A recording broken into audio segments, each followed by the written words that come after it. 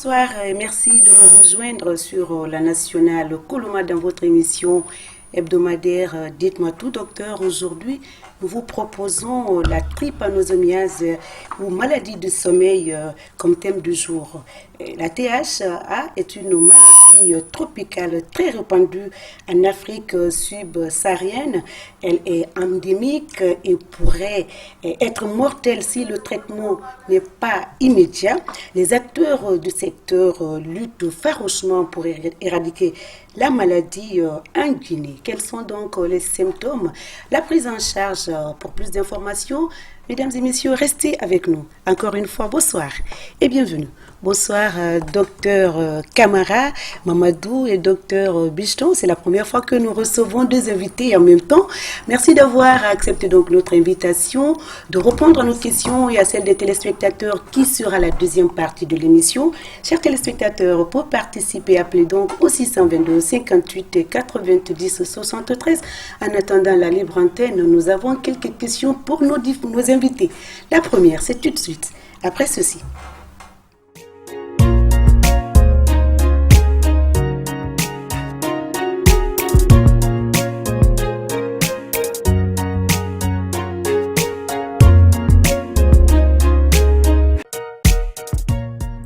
Retour donc sur le plateau de Dites-moi tout, docteur, 55 minutes pour parler de notre thème du jour, et en l'occurrence la trypanosomiase africaine. Vous avez dit tout à l'heure, docteur Camara, et docteur Bichton, nous allons demander qu'est-ce que c'est, d'où vient le nom d'abord trypanosomiase.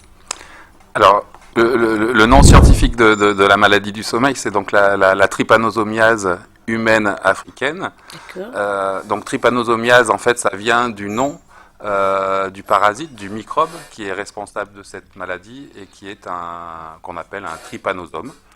Donc trypanosomiase humaine parce que c'est un parasite qui infecte l'homme. On peut avoir aussi des parasites qui infectent les animaux, mais celui-là, cette espèce de trypanosome est spécifique à l'homme, donc trypanosomiase humaine et africaine, parce que c'est une maladie qu'on ne trouve qu'en Afrique, on ne la trouve pas dans le reste du monde. Alors pourquoi on la trouve qu'en Afrique? C'est parce que c'est une maladie à transmission vectorielle, c'est-à-dire que pour être transmis d'un homme à un autre homme, elle a besoin d'un vecteur, d'un insecte, et dans ce cas précis, cet insecte, c'est la mouche tsetse. Donc qui est le vecteur de cette maladie, et cette mouche tsetse, on ne la trouve qu'en Afrique, on ne peut pas la trouver en dehors du continent africain. Alors, vous l'avez dit, je reviens à ce que vous venez de dire, la trypanosomiase est une maladie parasitaire, vectorielle, transmise à l'homme par la piqûre d'une mouche appelée mouche tsetse, qui se trouve en Afrique, évidemment c'est ça, et moi j'aurais voulu que, vous l'avez dit, hein. Alors, quels sont donc les facteurs, les causes et les facteurs de risque de la maladie? Alors, comme c'est une maladie à transmission vectorielle, le principal facteur de risque, c'est de se faire piquer par des mouches tsetse. Donc, heureusement, à chaque fois qu'on se fait piquer par une mouche tsetse, on ne tombe pas malade, puisqu'il faut que la mouche tsetse soit elle-même infectée par le trypanosome. Sinon, si elle n'est pas infectée, la piqûre est douloureuse, mais n'est pas dangereuse. Par contre, si la mouche est infectée, là, quand elle va venir piquer l'homme pour se nourrir de son sang, elle se nourrit du sang des hommes et des animaux d'ailleurs. Donc, quand elle vient piquer un homme et qu'elle est infectée, elle va, en même temps qu'elle prend son repas sanguin, injecter c'est comme ça qu'on appelle. D'accord. Alors, donc, se nourrit du sang humain. Voilà, comme les moustiques. Alors, avant de continuer, nous allons suivre cet élément de reportage du journal télévisé par notre confrère Tono.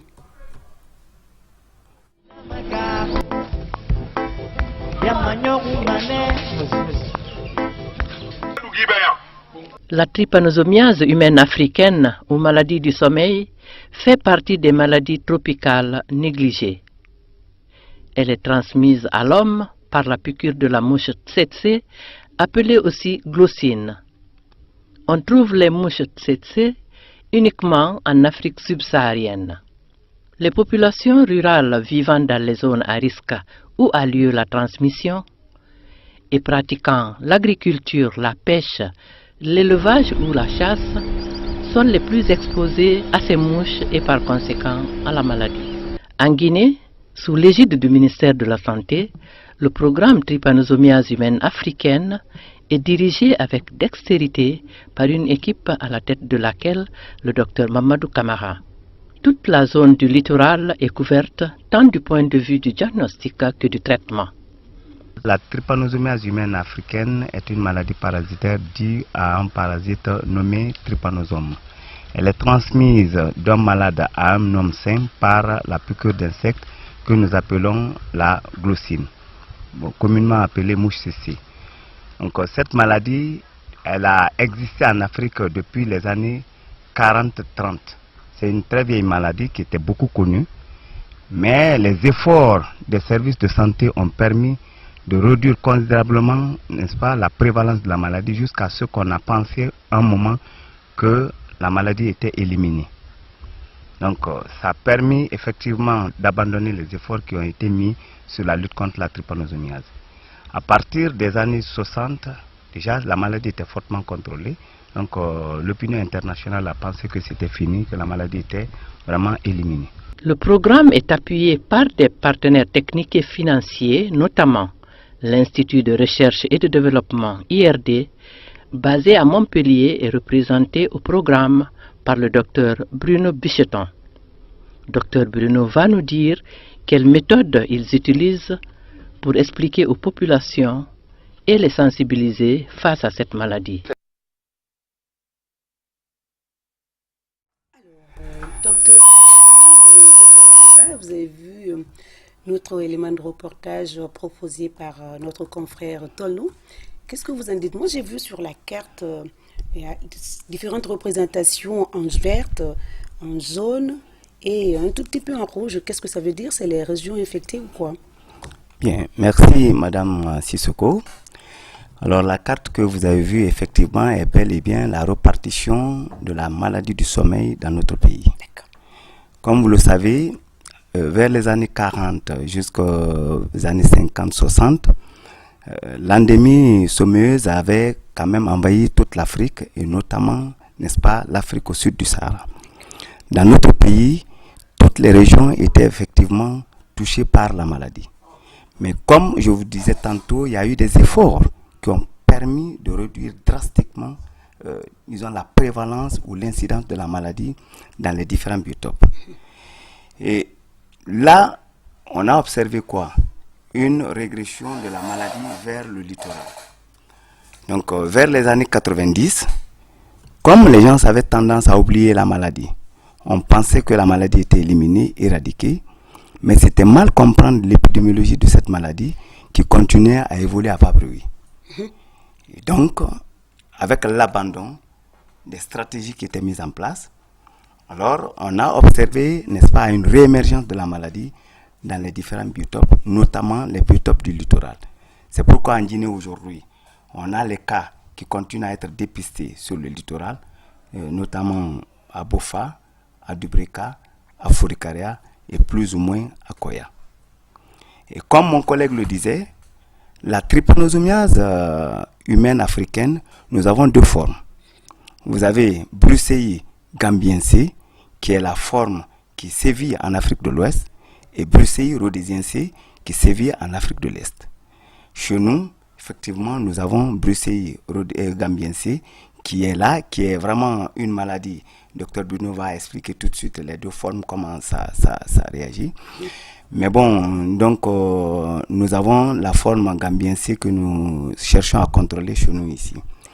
Donc je vous le disais tantôt, vers les années 92, 94, il y a eu la réémergence et on a fait les premières études pour mieux comprendre l'épidémiologie de la maladie qui apparaissait dans un biotope nouveau. Ce biotope nouveau, c'était la mangrove. Qui était vraiment, si on avait fait des études sérieuses sur la trypano de la forêt, la trypano de la savane, par contre, la trypano de la mangrove était très mal connue. Nous avons élaboré, nous avons effectué des études par rapport à cela Et ces études nous ont permis de comprendre l'épidémiologie de la maladie dans ce nouveau biotope-là. Et donc mettre en place un programme national qui a démarré en 2002. Et donc de 2002 jusqu'en 2008, on a fait beaucoup d'efforts de lutte. Et nos collègues de l'IRD qui nous soutenaient, nous avons à partir de 2008 développé beaucoup d'activités de recherche que Dr Bruno va vous parler. Alors, docteur, avant de passer la parole à docteur Bruno, vous l'avez dit tout à l'heure que la trypanosomiase avait pratiquement été éradiquée à un moment donné. Et en tout cas, c'est ce qu'on a cru comprendre d'après ce que vous venez de dire, mais qu'il y a eu réémergence de la maladie. Ce n'est pas une négligence de la part des responsables du secteur, vous l'avez dit quand même, mais il faut revenir dessus. Pourquoi avoir fait des études par rapport à un secteur et négliger d'autres secteurs avant? On n'a pas négligé le secteur. Je vous ai parlé de la réémergence de la maladie. La communauté internationale a cru un moment qu'elle avait éliminé la trypanosomiase humaine africaine. Mais je vous disais tantôt, c'était mal comprendre l'épidémiologie de cette maladie. Et qui avait, là, nous avons dit que c'est une maladie qui est, disons, qui est là, qui est en Afrique, et qui la contamination ou la transmission a lieu à travers, n'est-ce pas, la piqûre d'insectes. Et tant qu'on n'a pas vidé le réservoir au niveau des deux niveaux, c'est-à-dire l'homme et puis les animaux, tant qu'on n'a pas vidé le réservoir, là... On ne peut pas déclarer que la maladie est partie. Et donc, c'est pourquoi l'OMS disait à un moment qu'un seul cas dépisté dans un village, ce village est déclaré comme un foyer de trypanosomiase. C'est pourquoi nous, on ne parle pas en termes de nombre de cas dépistés, nous parlons en termes de foyers touchés. D'accord. Alors, docteur, avant de parler des deux formes de trypanosomiase, moi j'aurais voulu que vous nous parliez un tout petit peu à quelle année cette maladie a été découverte en Guinée. Alors en Guinée, je ne pourrais pas dire exactement. Le trypanosome en lui-même a été découvert au début du siècle dernier, notamment par les médecins coloniaux, en même temps qu'on a découvert d'autres parasites comme le plasmodium, les leishmanies qui sont responsables des leishmanioses. Enfin, ça a été vraiment l'époque où on a pu mettre en évidence les parasites, les microbes qui étaient responsables de ces maladies tropicales qui affectaient donc les populations vivant en Afrique. Donc ça c'est assez vieux, ça date voilà, de 1905, 1906, 1907. Alors, je pourrais pas donner exactement la date. Parlez-nous donc les différentes formes de la maladie. Alors, il y a deux formes essentielles, c'est ce que disait le docteur Camara, Trypanosoma brucei gambiense. Ça, c'est son petit nom, c'est une sous-espèce. Donc, c'est une forme qui n'infecte normalement que l'homme, mais peut-être les animaux, mais ça, on ne sait pas très bien encore.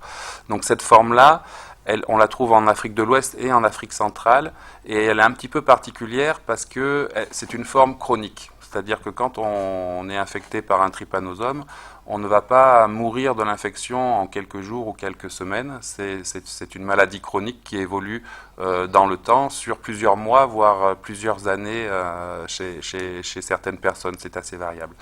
La forme qu'on trouve en Afrique de l'Est, donc Trypanosoma brucei rhodesiense, qui est une autre sous-espèce donc de trypanosome, elle, c'est une forme qui est beaucoup plus aiguë. C'est-à-dire que les gens vont développer des formes graves et mourir de la maladie beaucoup plus rapidement, de quelques semaines à quelques mois. Donc c'est la différence entre les deux. Une autre différence, ça c'est plutôt une bonne nouvelle pour nous, qui sommes en Afrique de l'Ouest, c'est que contrairement à gambiense, qui est décrit comme un parasite de l'homme essentiellement, rhodesiense, c'est un parasite qui infecte les animaux. Donc ça veut dire que la lutte contre ce parasite-là est beaucoup plus compliquée, puisqu'il ne suffit pas même si on soigne les malades, il y aura toujours des parasites qu'on va trouver chez les animaux. Donc ça, c'est un avantage qu'on a ici en Afrique de l'Ouest, c'est qu'on peut se concentrer plus sur la lutte sur les populations humaines pour espérer éliminer cette maladie. D'accord. Docteur, moi j'aurais voulu que vous nous spécifiez un tout petit peu, en parlant des régions touchées ou exposées, quelles sont celles qui sont plus exposées que d'autres? Si oui, lesquels, afin de prendre des précautions, les examens qui préconisent pour la prise en charge. Merci Madame Sissoko. En fait, la trypanosomiase humaine africaine pose des problèmes aujourd'hui sur le littoral. Je vous ai parlé des zones de mangrove. Et ça, c'est lié aux activités qui sont actuellement développées dans ces mangroves. Nous avons une pression humaine sur les mangroves, une pression humaine qui fait que toutes les communautés vont chercher quelque chose dans les mangroves. Et là, les glossines ont pris place. Et ça favorise ou ça développe le contact homme-glossine et ainsi favorise la transmission de la maladie, la propagation de la maladie dans ces biotopes.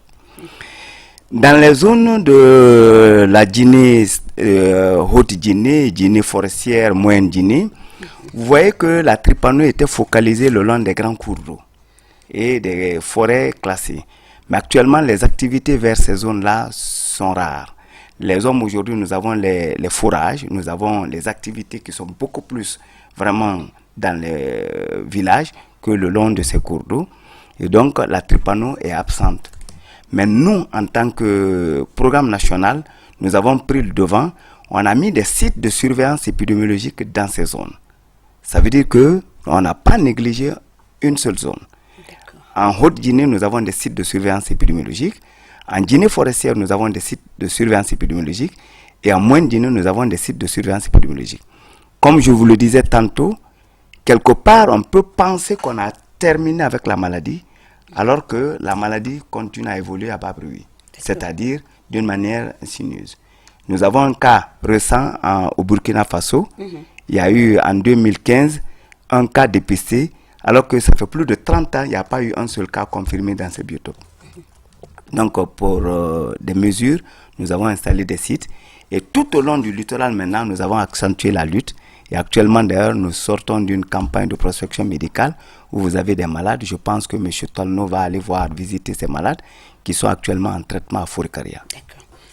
Docteur Buston, nous revenons à vous pour connaître les symptômes de la maladie. Il l'a dit, mais il faut encore revenir dessus. Comment se manifeste cette maladie selon? Alors, c'est une maladie très complexe à diagnostiquer. Il y a des maladies qui sont assez simples à diagnostiquer. La trypanosomiase humaine africaine, la maladie du sommeil, c'est une maladie qui est très difficile à diagnostiquer. Parce que, comme je vous l'ai dit, c'est une maladie chronique. Et donc, dans les premières phases de la maladie, il n'y a pas vraiment de symptômes spécifiques qui se révèlent. Donc, souvent, ça peut être des fièvres, des maux de tête, donc des céphalées, une sensation de fatigue que les gens peuvent ressentir. Et donc, ça, très souvent, c'est confondu avec le paludisme ou parfois la typhoïde. Donc souvent les malades du sommeil, au moins dans leur première phase, passent au travers du diagnostic qui est organisé dans les systèmes de santé, même dans les hôpitaux. On a de nombreux cas de malades du sommeil qui ont tourné pendant des mois et des mois de centres de santé, en hôpital, sans qu'on ait pu leur dire c'est la maladie du sommeil. Donc la maladie a évolué jusqu'à ce qu'ils aillent dans des phases, qui tombent dans des phases qui sont beaucoup plus compliquées. Donc dans la première phase de la maladie, pas vraiment de symptômes très spécifiques, donc elle est très difficile à diagnostiquer, sauf de faire des tests sérologiques, parasitologiques, pour mettre en évidence le parasite. Ça, c'est la première phase, qui peut durer de quelques mois à plusieurs mois, voire des années des fois. Donc là, à ce moment-là, le parasite se multiplie dans le sang et dans la lymphe. Et puis, pour des raisons qu'on ne connaît pas très bien, il arrive que ce parasite-là, avec la progression de l'infection, passe dans le système nerveux central, dans le liquide céphalo-rachidien. Et donc à ce moment-là, quand il passe dans le système nerveux central, il commence à provoquer une inflammation du système nerveux central. Et c'est là qu'on commence à voir apparaître les signes neurologiques. D'où le nom, un des premiers signes qui apparaît, ce sont les troubles du sommeil. Donc quand on dit la maladie du sommeil, il faut faire attention. C'est pas la mouche nous pique et puis on s'endort. On commence à dormir. Ça prend du temps. Voilà, ça prend du temps. Et puis en fait c'est l'inverse, c'est des troubles du sommeil. En fait c'est que les rythmes du sommeil chez ces gens-là sont inversés. C'est des gens qui vont être effectivement dans la journée sont somnolents, somnolent un petit peu, mais par contre la nuit ils sont plutôt hyperactifs, ils n'arrivent pas à dormir. Donc ça c'est vraiment les premiers signes qui font penser un peu à la maladie du sommeil. Et puis après ça s'aggrave encore plus, donc il y a des troubles du comportement qui peuvent arriver. C'est souvent les malades du sommeil dans les villages sont des gens qui sont mis à l'écart parce qu'on pense qu'on leur a jeté un sort ou que ce sont des gens qui sont devenus fous. En fait, c'est pas qu'ils sont fous, c'est qu'ils ont un parasite qui leur gratouille le cerveau. Et donc, si on les traite et qu'on les trouve et qu'on élimine le parasite du cerveau, c'est des gens qui redeviennent tout à fait normaux. Ouais. D'accord, des gens normaux, j'allais dire. Alors, docteur Bruno, est-ce que vous avez ces cas compliqués que vous rencontrez On en rencontre beaucoup, et là même, pas plus tard qu'on rentre tout juste de Forêt-Carrière, où on avait un malade qui était vraiment dans un stade très très avancé, c'est-à-dire qu'il était quasiment dans le coma, à ne plus pouvoir bouger. C'est quelqu'un aussi, quand il est éveillé, qui ne comprend pas, qui ne peut pas répondre aux questions, qui ne comprend pas ce qu'on lui dit, le regard vague, qui est quelqu'un qui est ailleurs. Comme un petit fou, quoi. Mais voilà, et c'est souvent pour ça qu'on les gonfle. Qu'on peut guérir rapidement. Donc, et c'est ça qui est extraordinaire, c'est que là même en quelques jours, il a commencé le traitement. Déjà au bout de 2-3 jours, quand on est parti, c'était avant-hier, il commençait déjà à pouvoir marcher et il commençait à répondre aux questions et à pouvoir communiquer avec son entourage. Donc voilà. Quand on arrive à traiter la maladie à temps, c'est réversible. Mais plus la maladie est allée loin, plus c'est difficile de traiter les personnes. Et il y a même malheureusement des personnes qu'on ne peut pas arriver à sauver quand la maladie est vraiment partie trop loin. Docteur Bruno, je suis toujours avec vous. Comme cette maladie est plutôt à l'intérieur, dans le littoral, dans les zones littorales, quelle manière vous procédez à faire passer le message pour sensibiliser un tout petit peu cette population? Alors ça, c'est une très bonne question, surtout qu'on travaille beaucoup là-dessus en ce moment.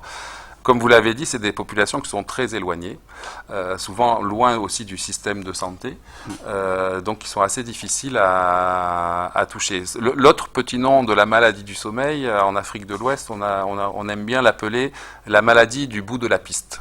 C'est-à-dire que pour trouver les malades, il faut suivre la piste jusqu'au bout, et c'est vraiment dans le village là qui est tout au bout de la piste qu'on va trouver les malades, pour dire que vraiment les malades vivent éloignés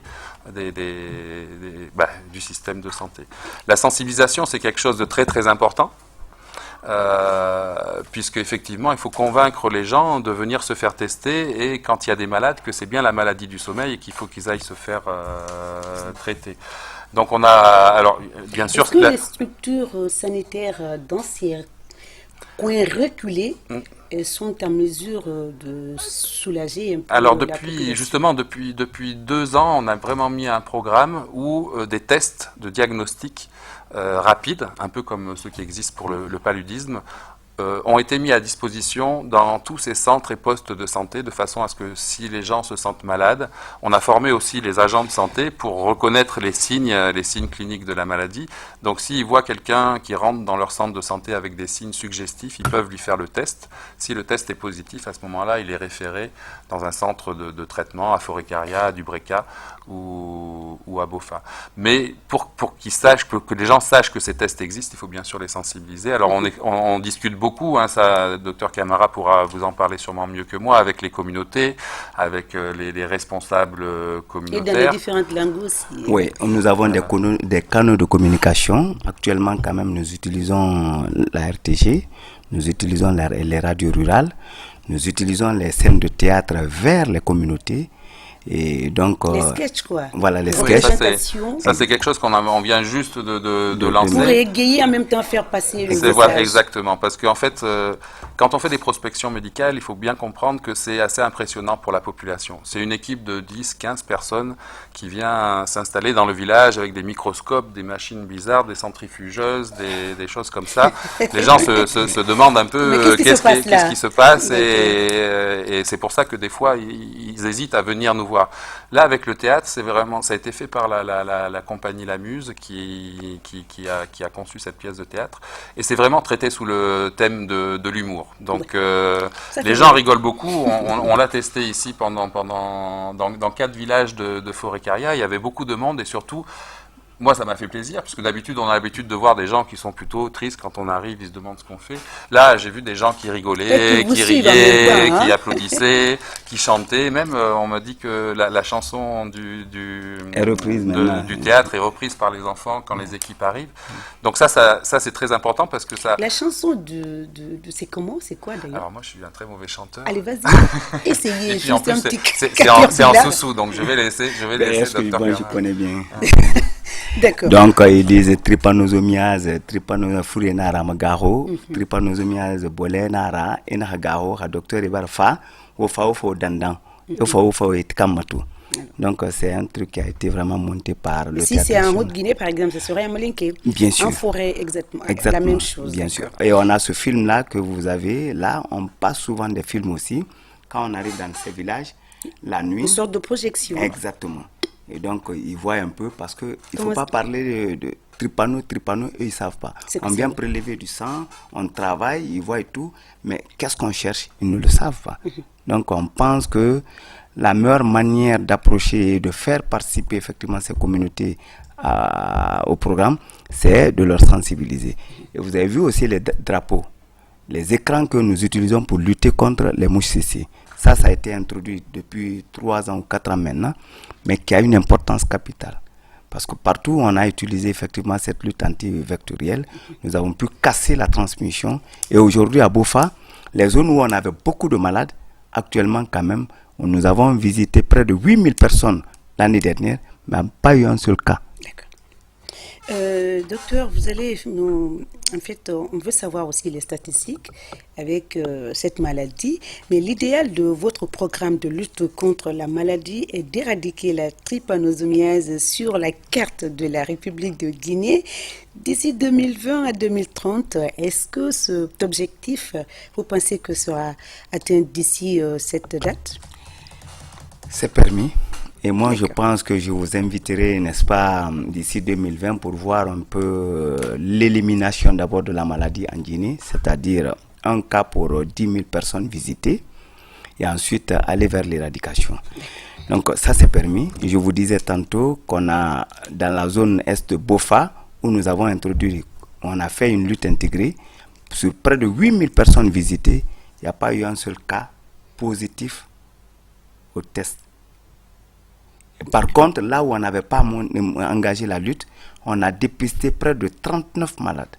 Donc, dans 3 petits villages, les 39 malades sont venus de là. Donc, ça veut dire que c'est permis. Si vraiment, avec l'aide des partenaires, je vous dis aussi que la communauté internationale nous accompagne. Nous avons aujourd'hui un projet de l'Union européenne qui nous accompagne. Nous avons un projet Bill Gates qui nous accompagne, qui est financé pour 3 ans. Et ça va nous permettre d'aller jusqu'en 2019. Donc, vraiment proche. Docteur Camara, ou c'est docteur Bruno, l'installation de des écrans bleus, comment on procède? Très rapidement, parce que la deuxième partie, c'est pour bientôt. Les téléspectateurs vont vous poser des questions. D'abord, ça, c'est l'entomologie médicale, la lutte antivectorielle que nous avons introduite. Ça a été initié en Guinée ici. Et les résultats ont permis de couvrir tous les autres pays, d'engager tous les autres pays dans cette lutte antivectorielle. Nous avons un entomologiste qui a été formé, Dr Moïse Kapadounou, qui est le spécialiste, qui est en train de faire un PhD par rapport à cela. Et donc nous avons une équipe et nous avons vraiment la participation communautaire qui est importante. Vraiment les communautés, parce qu'ils disent que le seul projet où, en tout cas c'est le Visu, parce qu'ils constatent les résultats. On a mis les écrans. Et au jour d'aujourd'hui, avant, tu ne pouvais pas naviguer dans les chaînons de mangrove sans te faire tabasser par les mouches céciles. Mais aujourd'hui, les messieurs peuvent venir s'installer au bord de la mangrove, faire les travaux. Ils ne sont pas inquiétés par les mouches. Donc, ils voient que les mouches disparaissent. Donc, juste pour ajouter peut-être un point là-dessus, c'est que le principe, c'est en fait des bouts de tissu bleus et noirs. Et en fait, c'est un bleu bien particulier qui est, on ne sait pas vraiment pourquoi, mais c'est un bleu qui attire les mouches tsetse. Quand la mouche tsetse... Il y a un produit dessus. Alors, et ils sont imprégnés d'insecticides. Voilà. Donc, comme ça attire les mouches, quand elles voient le bleu, elles viennent voir ce que c'est. Elles pensent que c'est quelque chose où elles vont pouvoir manger. D'accord. Et bien ça serait une surprise pour eux. Elles vont dessus, elles vont se poser, et comme il y a de l'insecticide, ça les tue. Donc, c'est assez facile. Il suffit de les pendre dans les arbres ou sur des bâtons, un petit peu, et surtout dans les zones où les gens travaillent et où on est en contact avec ces mouches. En mettant ces petits écrans, on arrive à faire que les gens se fassent beaucoup moins piquer qu'avant. Docteur Camara, docteur Bruno, avant d'entamer la deuxième manche de l'émission, les téléspectateurs, vous pouvez donc nous joindre au 620 58 90 73. Mais il faut rappeler, docteur, tout ce que nous venons de dire, que la THA sévit dans les régions, on l'a dit, aux zones rurales les plus pauvres où la faiblesse des systèmes de santé et l'installation politique rendant les surveillances de la maladie et la prise en charge difficiles. Alors, comment prévenir cette maladie, docteur Camara? Alors, la prévention passe par la lutte antivectorielle. D'accord. Hein? Donc, il faut éviter, ça de faire en sorte que les gens qui vivent dans ces zones-là ne soient pas piqués par les mouches, réduire donc le contact homme-glossine. Et ensuite, il faut vider les réservoirs. Donc, tous les malades qui sont là, si on parvient quand même à les dépister et les traiter, on vide le réservoir humain et donc on empêche la propagation de la maladie. Donc voilà. Alors vous avez parlé de vos partenaires tout à l'heure. Qui sont-ils? Ils sont nombreux. Il y avait l'Union européenne. Vous avez dit qui est qui d'ailleurs? On a d'abord l'OMS qui nous accompagne. Le numéro est affiché, mais avant. Alors, j'ai pas fini, ça sonne. Hein? Okay. Union européenne, on va répondre d'abord cet appel et puis vous allez. Allô? Allô? Oui, bonjour. Comment vous appelez? D'où vous nous appelez? Vous appelez d'où? Éloignez-vous de votre poste téléviseur pour que nous vous entendions bien. Vous appelez d'où? D'accord, merci, c'est gentil. C'est juste ça? C'est fini. Alors, nous, on pensait que vous alliez poser des questions à Dr Bichon et Dr Camara, mais c'est aimable de votre part de nous avoir appelé juste pour nous dire qu'ils apprécient l'émission. Merci. Et docteur, vous disiez donc... Oui, je disais que notre partenaire technique qui nous accompagne de tout le temps, nous avons l'OMS qui nous fournit les médicaments et depuis là, les médicaments, depuis les premiers moments jusqu'à ce jour-là, vraiment l'OMS a été à nos côtés, ils ont financé des prospections médicales, ils ont donné les médicaments. Nous avons la coopération française qui était là aux premières heures de la lutte contre cette maladie, donc qui a financé toutes les premières activités de recherche. Et nous avons, n'est-ce pas, aujourd'hui Bill Gates qui finance vraiment les prospections et les activités de lutte pendant 3 ans. Nous avons l'Union européenne et nous avons notre partenaire technique qui est l'IRD. Nous avons une collaboration avec les autres pays, le CIRDES de Bobo Dioulasso. Nous avons l'IPR de la Côte d'Ivoire, de Bouaké. Et donc, nous avons, c'est-à-dire que c'est un programme qui évolue. Nous avons les aspects de lutte, nous développons les aspects de lutte, les aspects de recherche et de formation. Nous sommes l'un des rares programmes qui met les 3 axes ensemble pour avancer. Donc, les axes de lutte, c'est mené vraiment en synergie avec les structures de la santé. La recherche, nous développons avec les partenaires de l'IRD et de l'OMS. Et la formation, c'est soutenu par la coopération française. Alors, ça, c'est un programme excellent. Mais on va prendre encore cet appel. Allô?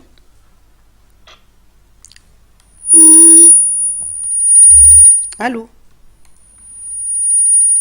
Allô? Allô?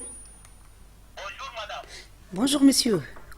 Comment allez-vous? Très bien. Comment vous vous appelez? D'où vous nous appelez?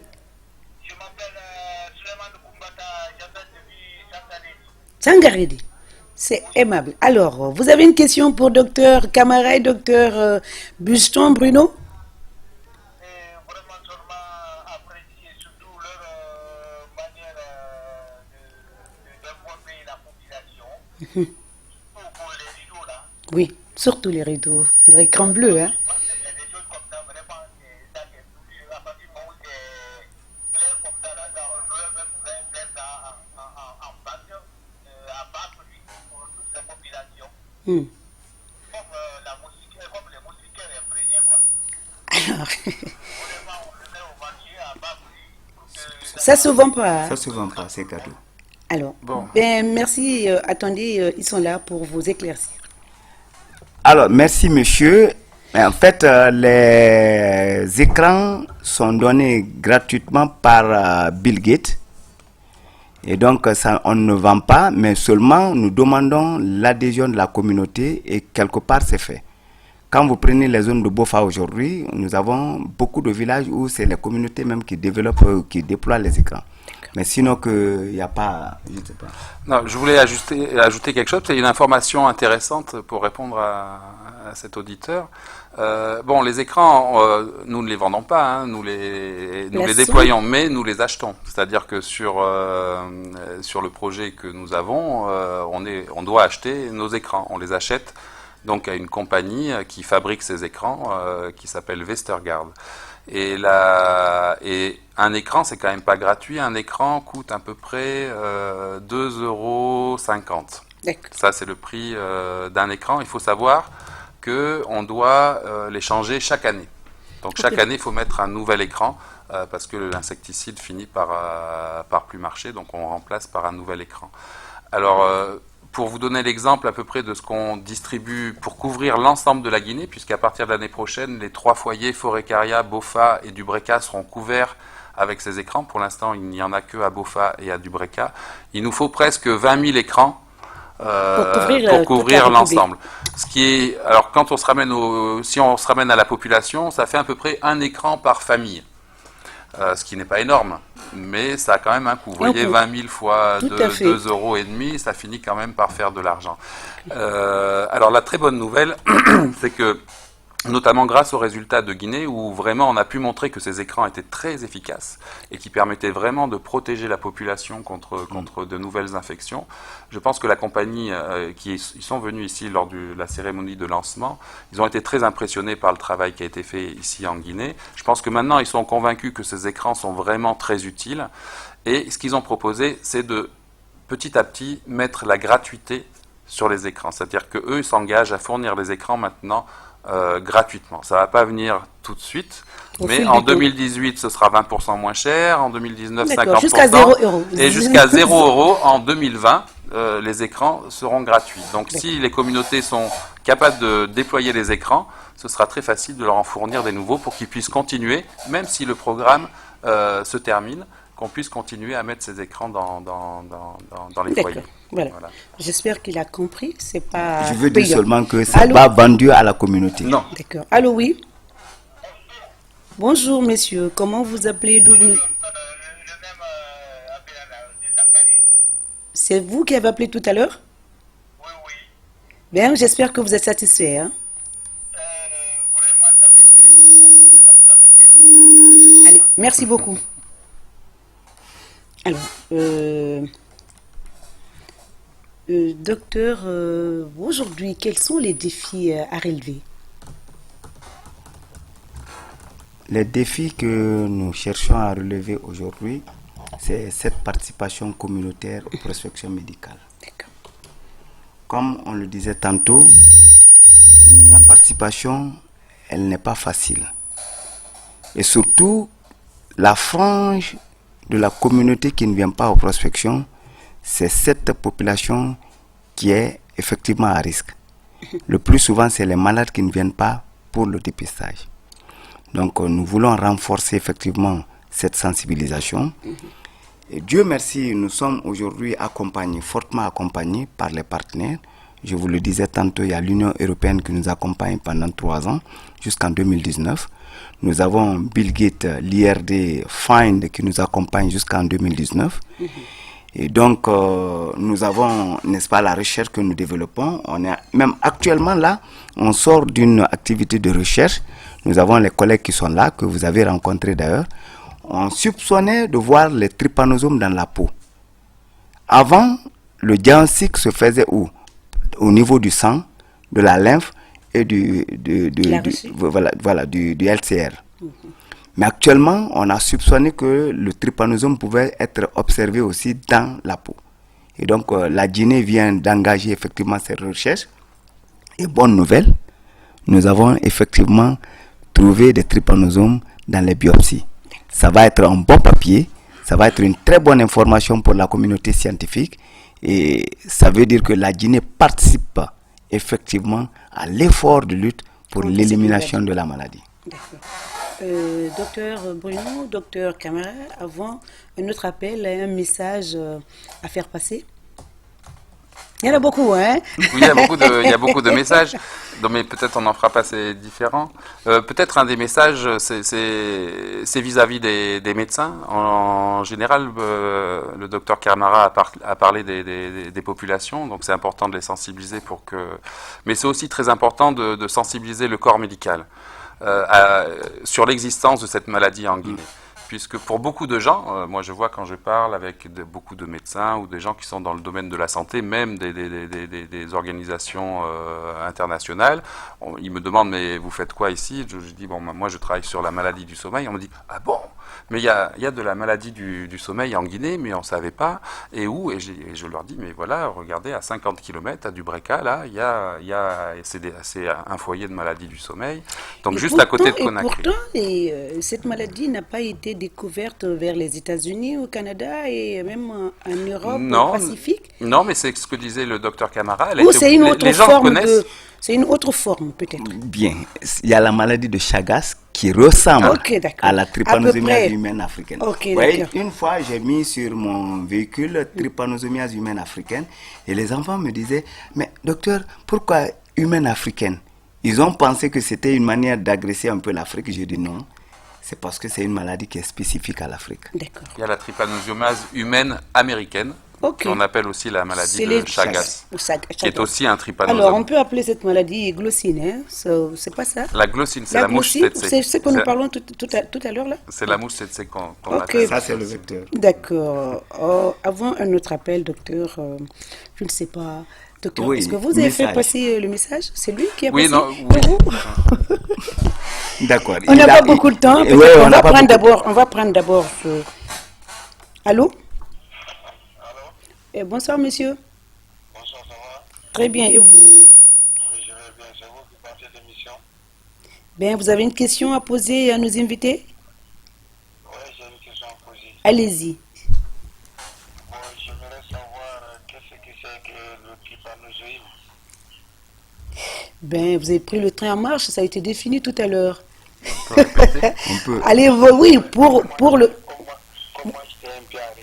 C'est ce que je dis, vous avez pris le train en marche, mais cela n'empêche, docteur Camara va reprendre rapidement. Très rapidement, on n'a plus de temps. La trypanosomiase humaine africaine ou maladie du sommeil. C'est une maladie parasitaire qui sévit en Afrique. En Soussou, on l'appelle bolet. D'accord. Donc, si vous êtes Soussou, en Basse-Côte, vous l'appelez bolet. En Malinké, il y a certains qui disent koudou. Bon, je ne connais pas en Poulard, mais bon, en fait, tous les anciens connaissent quand même les centres trypano. Voilà. Ok, on va prendre encore... Allô? Allô?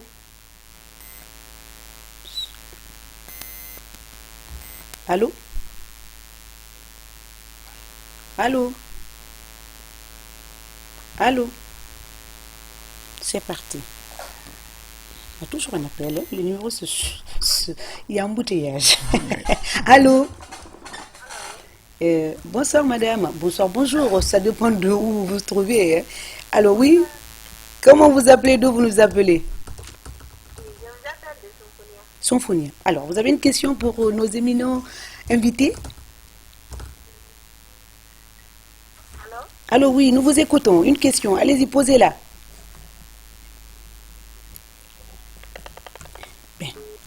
malheureusement, elle voulait poser une question, mais bon, c'est pas grave, peut-être qu'elle va rappeler. Docteur, vous avez quelque chose à rajouter? Oui, je voudrais surtout appuyer effectivement cette remarque pertinente de Dr Bicheton vers nos collègues, n'est-ce pas, de la santé Du corps, oui. et du corps médical. C'est vrai, je voudrais interpeller les uns et les autres pour leur dire de faire attention, la trypano est bel et bien en Guinée. Et aujourd'hui, nous avons les cas qui persistent sur le littoral. Ils n'ont qu'à prêter attention. Tous les malades qui viennent effectivement des zones de Foricaria, de Dubreka et de Bofa, qu'ils fassent une petite investigation pour savoir effectivement le village d'où ils proviennent. Et penser un tout petit peu à la trypano avec les signes. Nous avons eu des cas malheureux qui sont passés à Donka, qui ont passé des temps à Donka, qui n'ont pas pu être traités parce qu'on n'a jamais... que c'était autre chose. Que c'était autre chose. Et pareillement à Ignazine. Et ça, c'est sans compter effectivement les centres de santé. Et quelquefois, le malade se sent perdu, il tourne vers les tradithérapeutes. Alors après un dépistage, quand même, on peut se rendre compte que c'est la trypanosomiase. Bien sûr. Donc il faut le faire. On suspecte, avec les TDR sont là aujourd'hui, c'est vite fait. Vous partez, on suspecte et on passe à la confirmation. Et moi, je voudrais dire à la communauté que le traitement est gratuit. Tout est gratuit au niveau du programme. Comme on le dit, le déploiement des écrans, c'est gratuit. Le traitement, c'est gratuit. Le diagnostic, c'est gratuit. Vraiment, c'est la gratuité totale. D'accord. La gratuité totale, Ouais. ce dernier appel avant de nous dire au revoir. Allô? Bonjour, madame. Oui, bonjour, monsieur. Comment vous appelez? D'où vous nous appelez? Allô, oui, nous vous écoutons. Vous avez une question? J'appelle de Zéguéry. C'est Guéry. Nous vous écoutons, monsieur. Comment vous appelez comment? Ouais, je voudrais juste savoir si la transmission si elle est contagieuse. Elle est contagieuse, cette maladie? Transmissible. Transmissible, c'est la réponse. Transmissible. Transmissible par les mouches tsetse. D'accord. On ne pense pas qu'elle soit contagieuse d'un homme à un homme. Et d'une mouche à un homme. Il faut qu'il y ait une mouche. Mais elle peut être contagieuse dans le sens où quand même, et on voit de plus en plus, des très jeunes enfants qui sont atteints de cette maladie. Quand je dis très jeunes enfants, c'est des enfants qui ont moins de 1 an, qui ont quelques mois. Donc pour eux, on ne sait pas très bien, mais on suspecte que peut-être la maladie puisse passer pendant la grossesse d'une maman infectée à son enfant, puisque voilà, on trouve des bébés qui sont vraiment tout jeunes, qui sont déjà malades, et donc c'est pas sûr que eux ils aient été infectés par une mouche. Alors le dernier. Je voudrais réellement profiter de l'espace là pour remercier une dame, une grande dame, qui a soutenu effectivement ce programme et qui est de votre corps, Adja Mariam Baldé. D'accord. C'est elle qui a fait le reportage tout à l'heure. Voilà, Adja Mariam Baldé, voilà une dame qui a accompagné ce programme parce que c'est un programme qui est négligé, oublié. Mais elle a cru aux activités, elle nous a soutenus, elle nous a accompagnés depuis les premières heures. Alors, négliger, oublier, c'est sur ces mots que nous vous disons au revoir, docteur Camara Mamadou, coordinateur national de programme de lutte contre la trypanosomiase humaine africaine, et docteur Bruno Bicheton, représentant de IRD en Guinée. Alors, merci d'avoir accepté notre invitation, de répondre à nos questions et à celles des téléspectateurs.